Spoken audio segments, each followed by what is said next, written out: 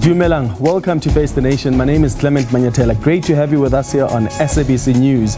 On the show tonight is the former board member of the Umngeni-Uthukela Water Board, Khanyisani Shandu, linked in any ways to the companies that have done business with the water board. There are allegations that the company he was once the director of was paid over 380 million rand to build an 8.2 kilometer water pipeline, which should have ordinarily cost about 80 million rand.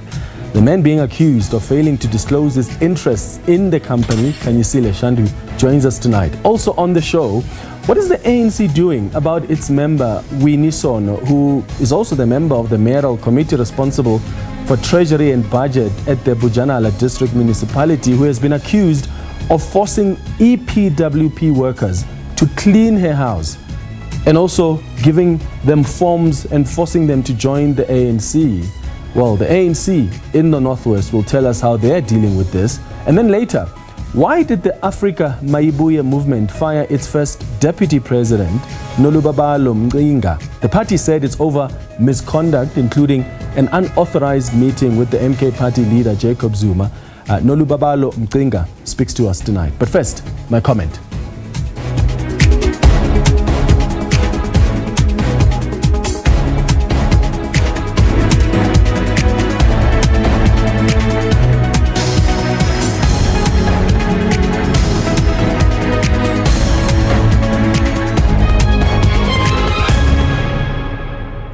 So the Madlanga Commission has had some more explosive revelations about the link between some top cops and people who are accused of some serious crimes. You may have seen earlier today the head of crime intelligence, Dumisani Khumalo, returned to the commission today, and he revealed footage showing a police officer whom we are told works with the Deputy National Police Commissioner, Shadrack Sibia, collecting a package from the house of KT Molefe, who was recently on bail and faces serious charges of murder. And of course, it's important to remember that the evidence we have heard so far at the Madlanga Commission has revealed how powerful KT Molefe is. Remember, when the police went to arrest him in December, a team of about 6 to 8 officers from the Hawks went to his house. There was a helicopter that was hovering over his house while the SAPS members were effecting his arrest. The SAPS members were actually so concerned about these Hawks officers and what appeared to be JMPD officers who were hovering over his house in a helicopter. They were so concerned that they even called for backup because they anticipated that there may be a confrontation of sorts. And the Hawks head at the time, Godfrey Lebeya, said that the Hawks officers were dispatched to the house of KT Molefe because someone called Godfrey Lebeya and claimed that there were people claiming to be Hawks officers at Molefe's house. I mean, some of the Hawks officers who went to the house testified at the commission, and honestly, their story just doesn't check out. And this just shows how powerful and protected KT Molefe seemingly is. And that's why, after the police arrested him, the detectives who effected that arrest revealed at the Madlanga Commission that they were told, even by their boss, that KT Molefe is very connected. And they said, even the head of organized crime warned them that they arrested someone who is very connected. And now, for the first time ever, General Khumalo, earlier today at the Madlanga Commission, has linked General Sibia to KT Molefe through this cop that we are told works with Sibia. General Khumalo also revealed that one of Sibia's protectors, who appeared in parliament with him, is a convicted criminal whose Toyota Baki Sibia drives around in fact belongs to him. This person, we're told, is a convicted criminal. Khumalo also revealed that a member of the Hawks, only identified as Zungu, was allegedly working with the Big Five cartel. Here's some of what Dumisani Khumalo told the Madlanga Commission earlier today. The raid and the confiscation of a cell phone from Mr. Matlala on the 6th of July. The cell phone that we found there was having the particular individual, Captain Zungu, saved in the cell phone of Mr. Matlala and some calls, which was then a step up of the information that we had received prior. So it's still an ongoing investigation. That is, of course, Dumisani Khumalo, just sharing some more evidence at the Madlanga Commission today. Here he is also speaking about the collaboration between criminals and some top cops in law enforcement agencies. The professional criminals that are part of syndicates and cartels, this is a must that they must do.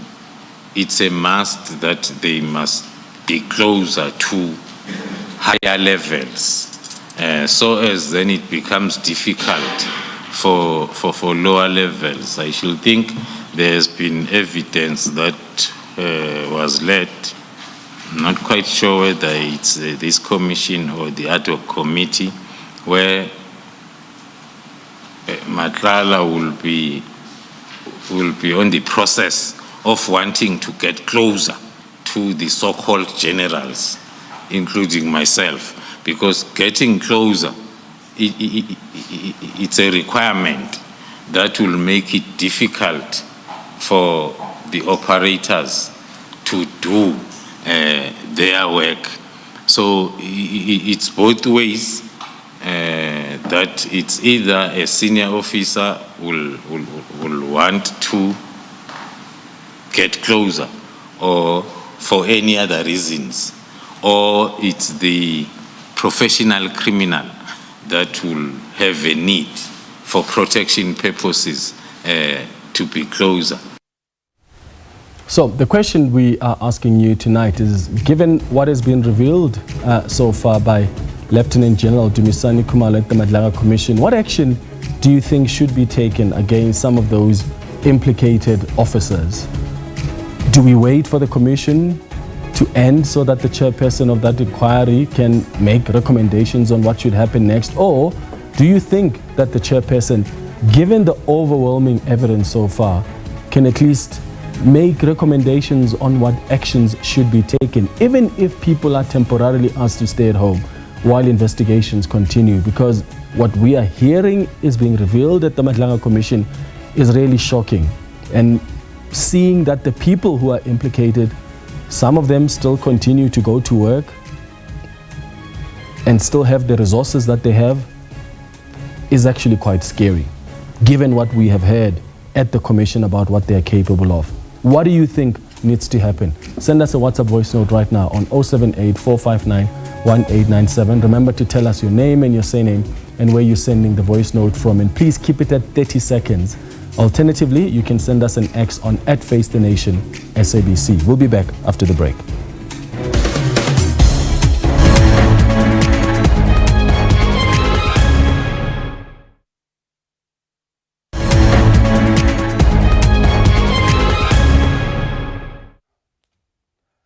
Welcome back. Abuse of power has taken a disturbing turn in the Northwest Province, where EPWP workers were allegedly forced to do hard labor at the home of a senior municipal official, Sono, as part of their work program. The workers, who are part of the expanded public works program, claim that they were made to clear rubble, to clean the official's house and wash windows without any extra pay. The workers were also allegedly forced to join the ANC and pay membership fees, with some even having to hand over a portion of their stipend to the official. There have been concerns raised by the Public Works Minister, Dean McPherson, who's ordered an urgent investigation into the allegations. Louis Di Remelo is the ANC Northwest Provincial Secretary. Joins us now via Zoom.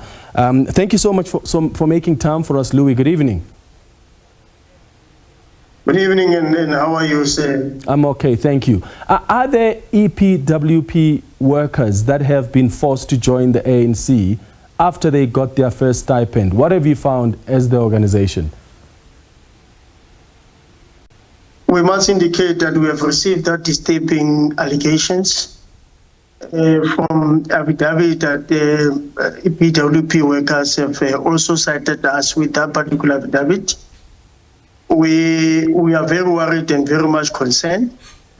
What we did, we have assembled a team of our ANC deployees in that particular sub-region called Moretele. The area which is concerned is Ward 4 called Lebotwana. What we have found out on this allegation is that after questioning the Mayibuye Sono being the MMC responsible, she just indicated to us that, look, the allegations are unfounded. And then there are two sides of the story here. But what we are doing, we are further want to look into the matter, because today we had what we call a branch kind of a general meeting which included some of our community members. And in that meeting, these allegations were also tested. So we are still on the ground for the next 3 days until we finalize with a conclusive report to say really have these kind of issues happen. Okay. It is not something that we are going to promote in the ANC. Okay, but Winnie Sono, when you spoke to her, I mean, beyond just denying the allegations, is she also denying getting the EPWP workers to do work at her house, cleaning the house, washing the windows, clearing rubble from her garden? I mean, that would mean that she's using state workers for her own personal benefit, getting them to do domestic work. Exactly. She's also denying those particular issues. So we are meeting with it's a ward that is very rural, that is controlled by our own local consider chief. So we are meeting with the chief by tomorrow to check really these particular allegations. We are going to test them because of when you have these two sides of the story that are taking place, you are very careful just to go to a conclusion very quickly, but and at the end of the day making quite a mistake, because of part of the people who attended our meeting in today's meeting, plus minus 200, they were just nobody was saying these particular allegations are unfounded. And that is a problem that we still wanted to go back and check. But we know that the comrades can be malicious, and we are worried to say that we must be having a correct version of issues. Yeah, and of course, Louis, I'm sure you didn't expect that calling a community meeting with about 200 people is going to lead to you hearing from the people that have been affected by this. Of course, naturally, these people are probably scared that they're going to lose these temporary jobs. They are probably scared that they're going to be targeted by the local councillors. In fact, the local councillors have helped them raise these issues. So if you've got 200 people in a community meeting, you can't expect whistleblowers to stand up and say, oh, I'm the one who said it. So my question is, have you spoken to the people that have complained? Because there are people that have pulled out of this EPWP program, we are told, because they felt that they were being, they were not being listened to. They were forced to join the ANC, do work at this MMC's home. Have you spoken to the specific workers who complained, separate from the 200 crowd?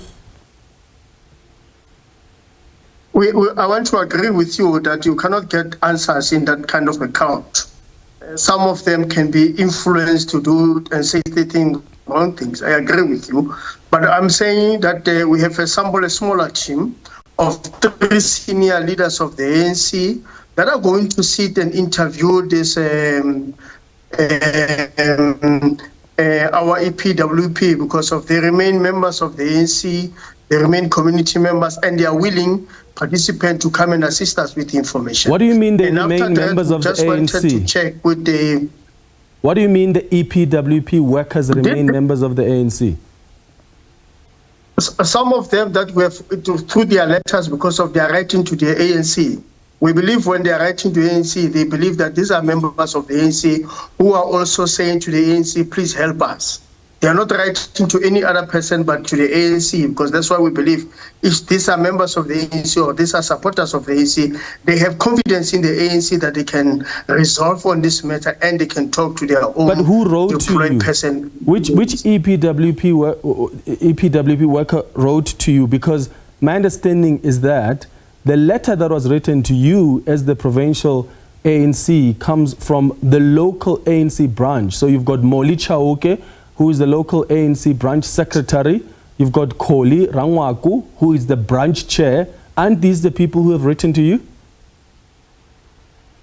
We accepted the letters from the branch, but also the EPWP also gave us their affidavit that they have done. Their letters also have been attached there in terms of these letters. So we are trying to intervene and interview all stakeholders in that particular area to make sure that we have proper, conclusive information. And I must indicate, the report as it stands, it doesn't look good to us, Comrade Winnie Sono, but we're working very hard to make sure that we resolve on this matter as quickly as possible. Yeah, but I don't know, but I'm so not convinced with what you're sharing with us. So help me understand here. How you've got EPWP workers whom you are saying have written to you. You've got your own comrades who are a branch secretary, a branch chairperson of the ANC in the area, who write to you and says, this MMC, Winnie Sono, is making EPWP members do this and forcing them to join the ANC and pay these monies. And yet, instead of hearing from these EPWP workers, you go to the area and you call a community members with about 200 people. What are you trying to achieve from that? The people who have contacted you, who are complaining about this MMC, have said what their story is.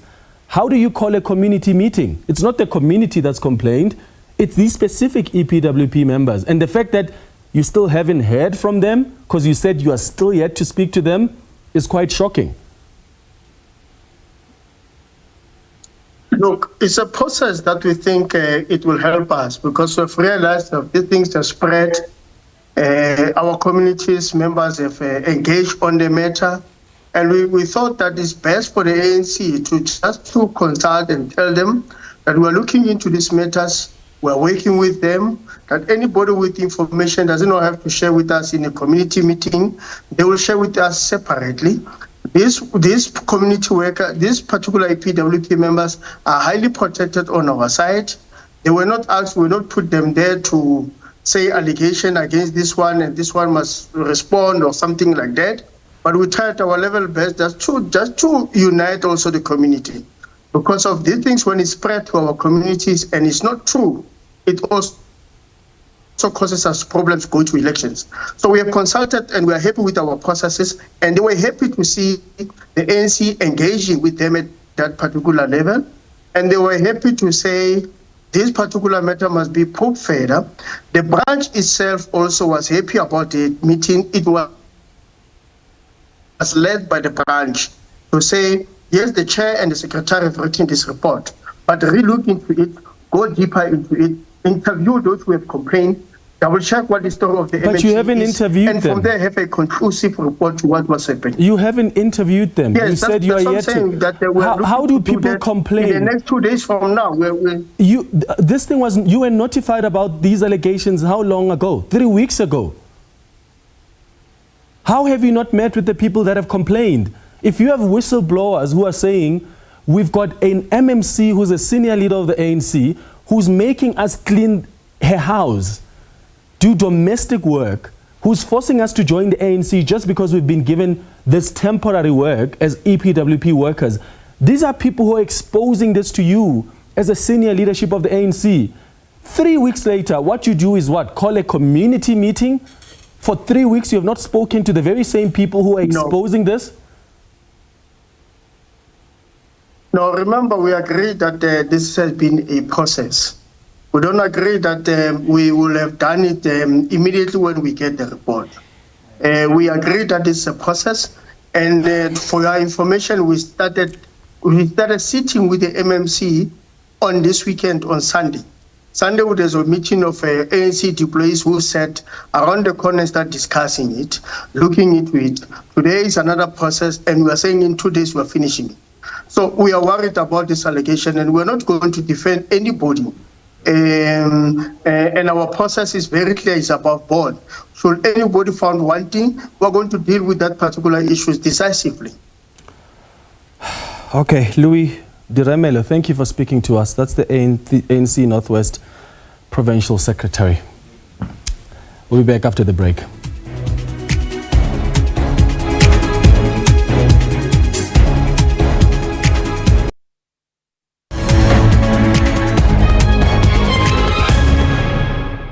Welcome back. A power struggle within Floyd Shivabu's newly formed Afrika Mayibuye Movement has led to the sacking of its deputy president, Nolubabalo Mcinga.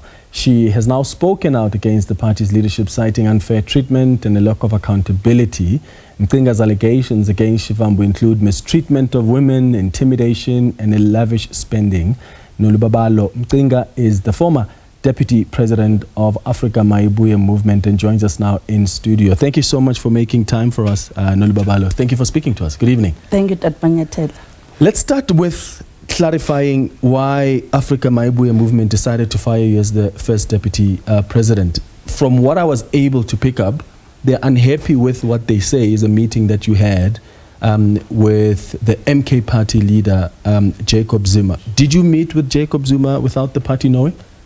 Yes, I met with Jacob Zuma, and I reported out of transparency that I had a personal meeting with the president of Umngeni-Uthukela party. Mm-hmm.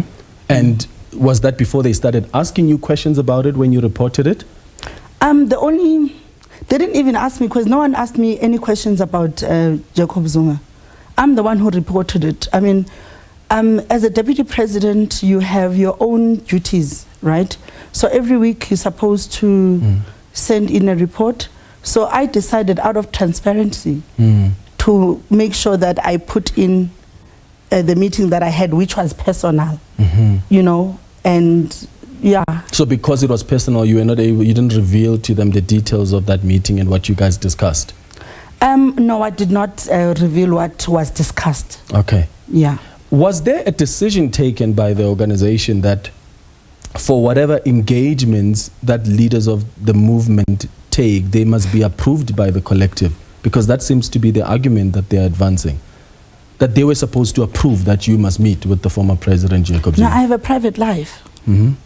I can't be controlled on who to see, who am I, you know. I mean, within the leadership of Mayibuye, there are officials that are having husbands in Umngeni-Uthukela. There are people from Mayibuye that are dating in the EFF. So why must I be in trouble if I go and have a one-on-one with President Jacob Zuma? Because I was feeling very intimidated by the leadership of Afrika Mayibuye, and I decided to go to President Jacob Zuma to go ask, if you are in a situation like this, what do you do? Because my voice was silenced in Afrika Mayibuye.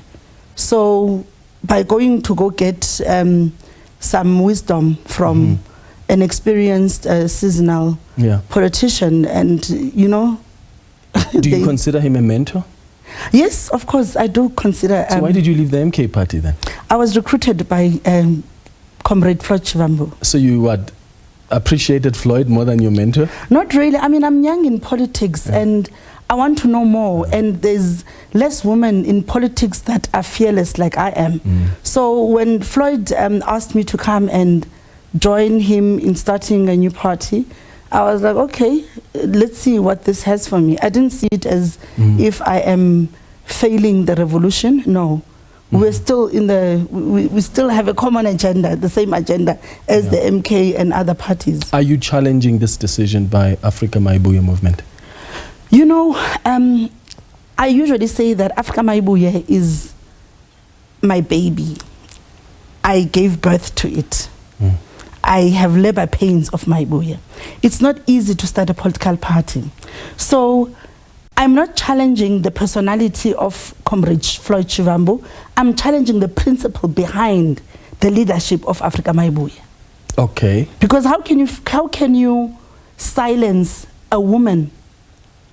Because there were so many things that were challenging. Okay, Clement, who is Nolubabalo Mcinga? I think you should have asked me from the beginning of the interview. Who am I? I am a traditional leader that is serving two kingdoms, the Xhosa kingdom and the Abatembu kingdom.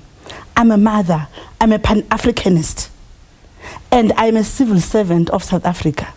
I'm a leader in my own community, right? So for you to ill-treat such a person within the organization is disrespect. I'll make an example. We were consulting in the Royal Kingdom of the Zulu Kingdom, and Comrade Floyd Shivabu only took 5 officials to meet the king. I was running around like a restless chicken outside, yet I'm serving 2 kingdoms. You know, I appreciate King Misuzulu. When he saw that I was not included in the meeting, he came and he whispered to me when they were, you know, I mean, how do you do that? How do you disrespect the culture institution? Not me, he didn't disrespect me. They disrespected the cultural institution, the one that they are saying that they are representing. They are not representing Amakosi if they cannot treat me right. Coming from 2 kingdoms, no. Yeah. And I'm supposed to be quiet. So to be clear then, you are challenging the decision that the movement has taken to remove you as the first deputy president? Not really. Is the principle behind. Okay, so you're speaking out against the principle. Yes, I'm not the first one. I'm not the first one. Yeah. You know, Comrade Nonhlanhla Dlamini, she was the national convener of the women's wing of Mayibuye. During the consultation, she brought a lot of women. And when the party was registered, now she's intimidated, she is underestimated, and then they just put another leader instead of her. Do you understand? So is there a problem with how women are being treated broadly within the organization? Yes, that's why I decided not to keep quiet. That's why I decided to stand for those women, because I don't think I'm the only one. There are other women across the country, across the continent, that have been crushed under the political power. Yeah. So I decided I'm not going to keep quiet, I'm going to talk. That's why I even took your interview. Invitation. What's gone wrong between you and Floyd Shivabu? Because you guys come from far, don't you? You have worked with him at the EFF, you've moved with him to the MK party, you've now moved with him to Afrika Mayibuye Movement. You are probably the only person who has traveled with him throughout like that. Why have you traveled with him consistently? And what is it that's really happened now that really broke the camel's back? Clement, I really felt sorry for Floyd Shivabu. He's the one that recommended me to go to Parliament through the EFF. And I appreciate that out of loyalty. You know, I decided to serve under his leadership. And I never worked too close with him, you know. It was always far. Yes, he put me in a lot of committees in Parliament. I worked very hard. So I just think it is out of loyalty, nothing else. But working close with him, I saw that, you know, he's a strategic and I'm authentic to the cause. He's strategic to the cause. You know, I'm a servant, and he's, I don't know what kind of leader I can call him, but I think he's more, you know, when I pray, I always say to God that I pray that he can give wisdom to Floyd to lead, not to rule.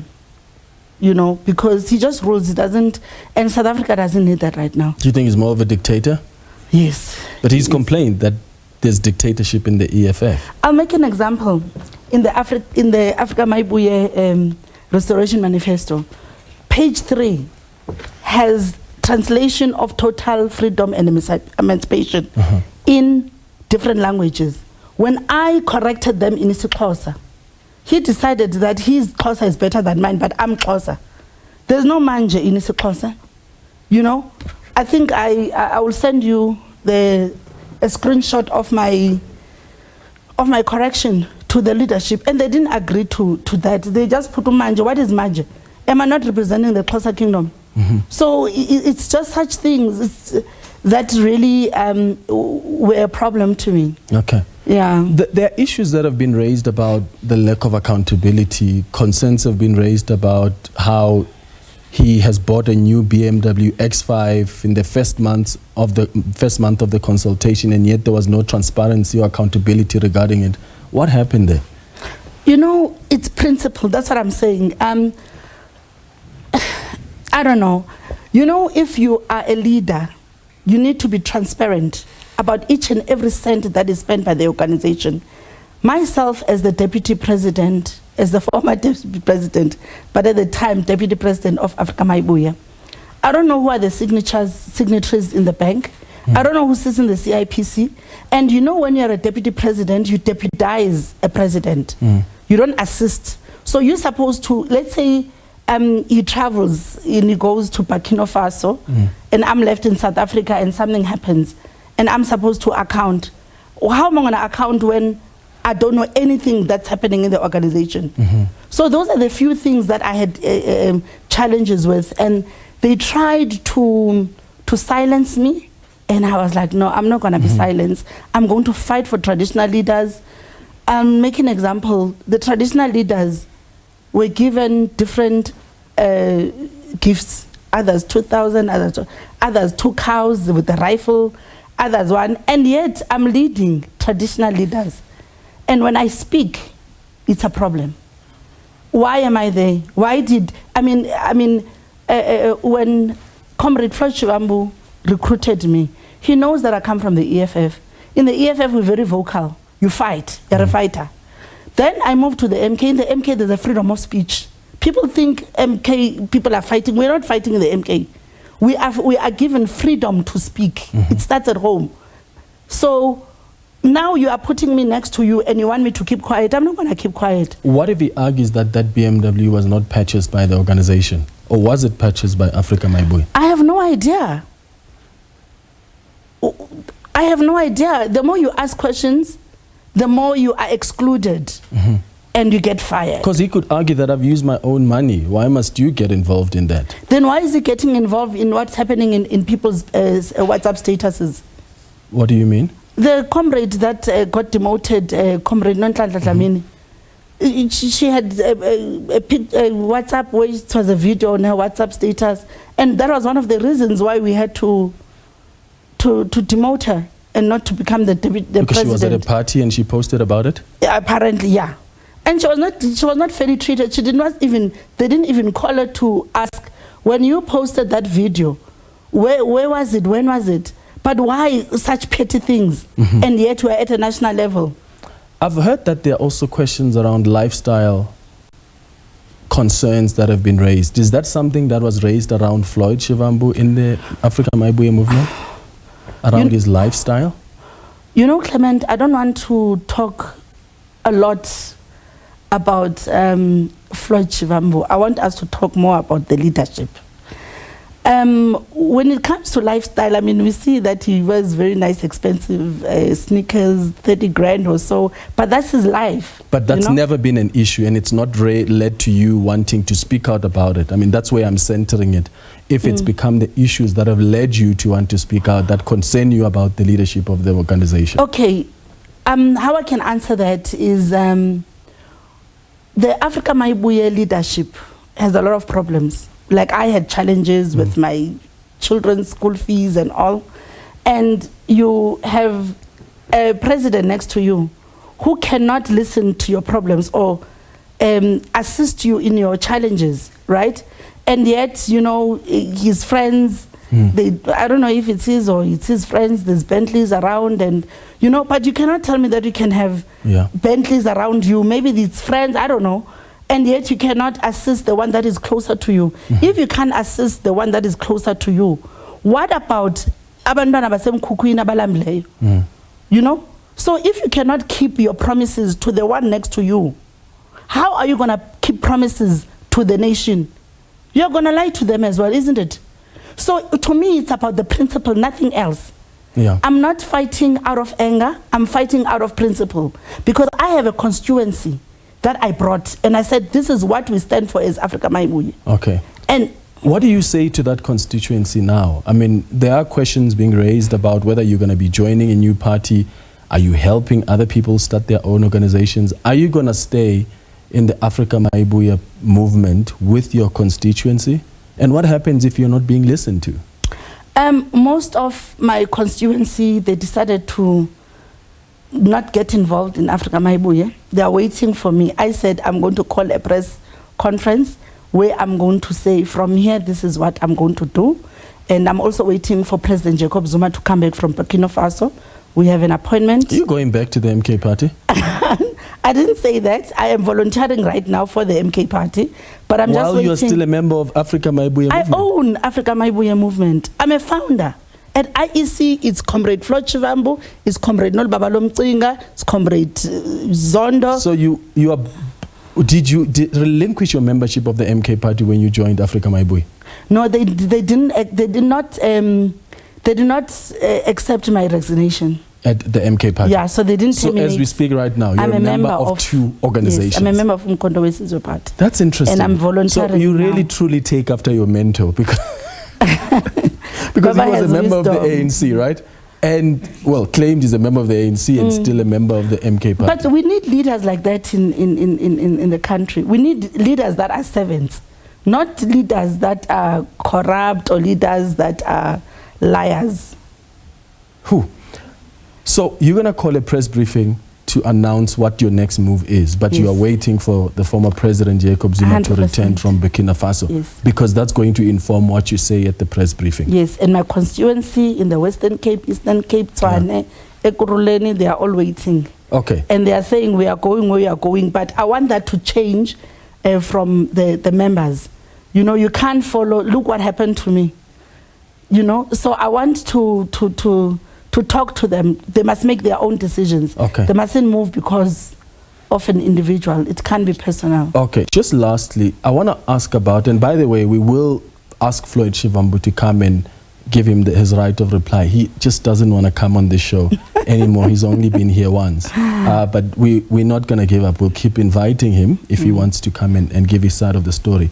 Having been with these three different political parties, what do you think of the state of leadership in the country? And because there are people who sit at home who are sort of confused about this party, and then people leave, and in this organization, then there's fights there. They just never know where to go. Can I just get your assessment of where things are and what your assessment is of the state of the country leadership? Is in a crisis. It needs a female president. A female president? I'm telling you. That's the only way that we can get out of puppet leadership. Women are very... I'll make an example. Mama Winnie Mandela. She fought against the system, and the system fought against her. That's why I decided I am not going to keep quiet, because should women keep quiet, it means that our daughters will inherit silence. And silence is graveyard of truth. Okay. So there is no way that I'm going to keep quiet, not in my name. Not in my name. By the way, the producers are telling me that they did go to the Afrika Mayibuye to get their comment, and they responded and said, well, the former deputy president can continue with her media tour. That's the statement that they've just sent us with that one. I'm not surprised. Right. They don't take women seriously and traditional leaders at all. Yeah, Nolubabalo and Mcinga, young leaders. Thank you so much for speaking to us, and I'm really looking forward to your press briefing to hear what you're going to be announcing as your next step. Thank you very much, Clement, and thank you to the listeners. We'll be back after the break.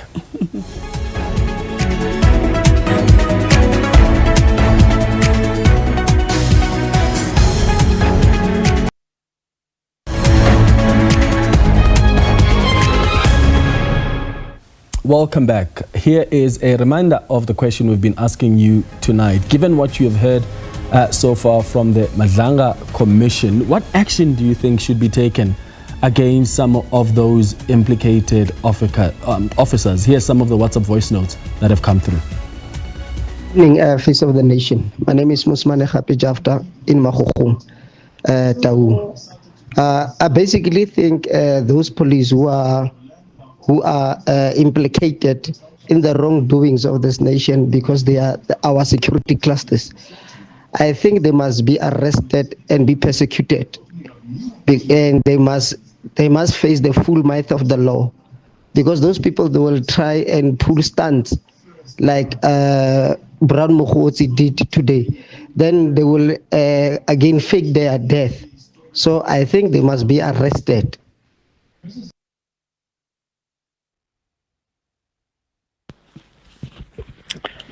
Regarding the Mhlanga Commission and the question, I would say the Mhlanga Commission has heard various testimonies from trustworthy witnesses about people in state organizations, police. They should be suspended and they should report to the police on a daily basis. Otherwise, they're going to flee like the Guptas did. Thank you. Bye.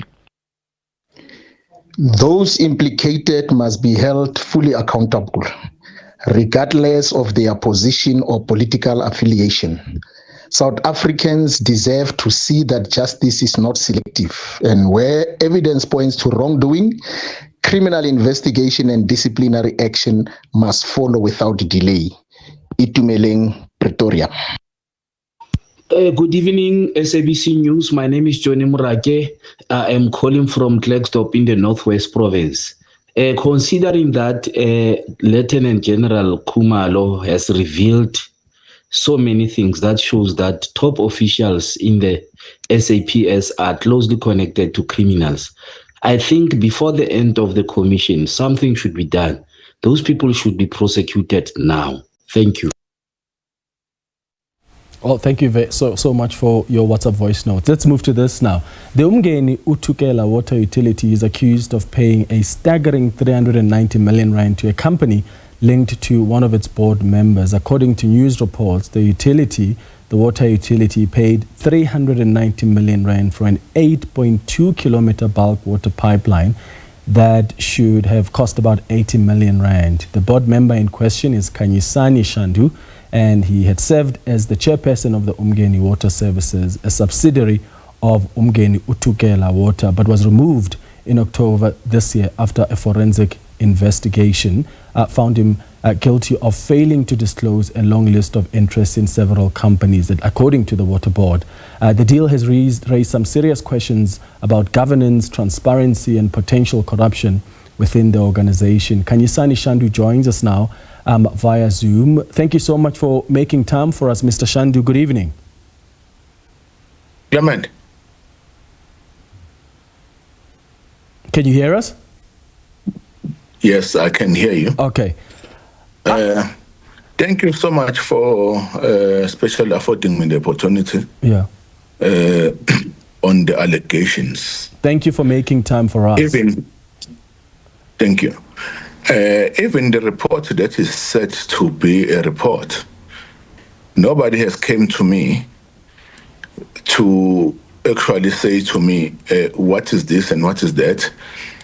Because when I was appointed by the minister who was there at that time, who appointed me based on my qualifications and my profile. Yeah. And therefore, I've run businesses for quite some time. So from 2005. Yeah, there are questions though that are being raised about the links that the Water Board had with some of the companies you are involved in. So I suppose the question is, are you linked in any way to this company, Ukasi JV, now Lita Africa, that was paid over 300 million rand to build this 8.2 kilometer bulk water pipeline by the Umngeni-Uthukela Water Board? Are you linked to that company? Let me tell you the which hand, because the company that was paid that money, who paid that money, to whom they paid that money, it was Serimere Construction. It's an Italian company that I had a joint venture with at the time. When COVID happened, I have this I can produce to you. When COVID happened, I sold my stake in that company. And they continued with dealing with that company. When I was up, I sold my stake in 2020. You know, when I was appointed was 2023. And you know, I can't really link what is then now is the issue. So you don't have any links with that company? Because yes, in 2023 you declared your interest in Lita Africa, but did you disclose your shareholding as well? Any beneficial ownership? So are you saying that there's completely no link you can find, even after you had sold your stake, between that venture and this water board? Okay, maybe I'm not understanding your question. So when you resigned as the director of the company, can you tell us about the KS Shandu Trust? Let me ask it this way. Did KS Shandu Trust, is it in any way linked to you? And did it own the premises on which this company you sold your stake from is based? Okay, so I'm not sure what do you know and how do you know about the KS Shandu Trust? I'm sure you have a trust yourself. Oh no, I do not have a trust. I wish I did. Yeah, I wish I do have the money that they say I was paid, because you then must follow the money trail and say who paid who what. So before I could be paraded as I was on the Sunday newspapers as a boy, I was reading Sunday newspapers. Thinking that I'm reading the news. Yeah, but Mr. Shandu, just quickly, because we're going to run out of time. I'm trying to understand what the trust that you have, is it linked to the company that you have sold your stake from? Does it own the premises? So does your trust own the premises where that company operates? When I sold the company, I can't see you now, Clement. No, go ahead. We can hear you. Yeah. When I sold the company, Clement, the company was premised on some premises. Mm-hmm. When they decided that they will continue there or they will not continue there, it was whoever bought it. It was their decision that therefore they will be able to continue there or not continue there or find their own premises when I sold the company. So the KS Shandu Trust owns multiple properties. Mm-hmm. Because that is my company, no, not this company, my trust that is meant for my children. But you have to declare that though. Did you declare to the water board that this company that they're doing business with, which you are no longer involved in as the director, is using the premises mm-hmm. owned by your trust? Did you declare that? No. Why? Clement, I don't have, listen, I don't, if I have to declare everything I have to tell you, when I was 1 year old, who was my girlfriend?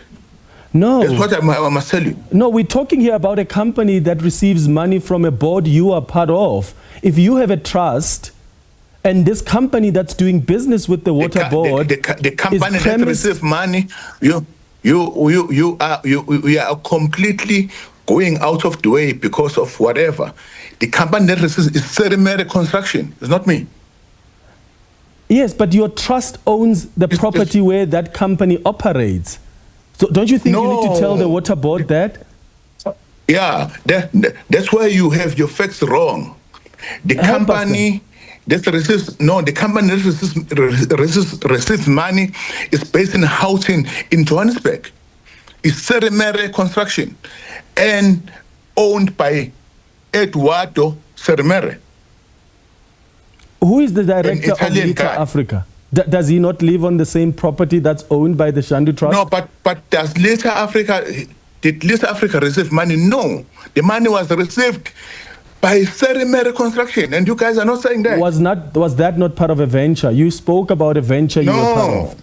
No, Lita Africa went out of the venture long time ago. I'm okay that you are giving me this opportunity. I'm saying to you, who received the money was Serimere Construction, an Italian company. I'm telling you this now, and I'm happy because I've been paraded as a rock element or whatever. You know, I'm happy that we're doing that we are giving me this. Serimere Construction is the owner is Eduardo Serimere. Yeah, but that's not after, me. Okay, yeah. Khanyisani Shandu, I'm completely out of time because I would have loved to talk to you for much longer, but we had technical glitches with you. I think we were meant to have you in studio, in fact, but you were running late. That's why we had to take you on Zoom. I'm hoping we can maybe have part 2 of this conversation because I think I still have a lot of questions. But thank you for making time for us on Face the Nation tonight. And thanks to you for watching the Tuesday edition of Face the Nation. We'll be back with you on Thursday at 8 p.m. Have a good evening. Cheers.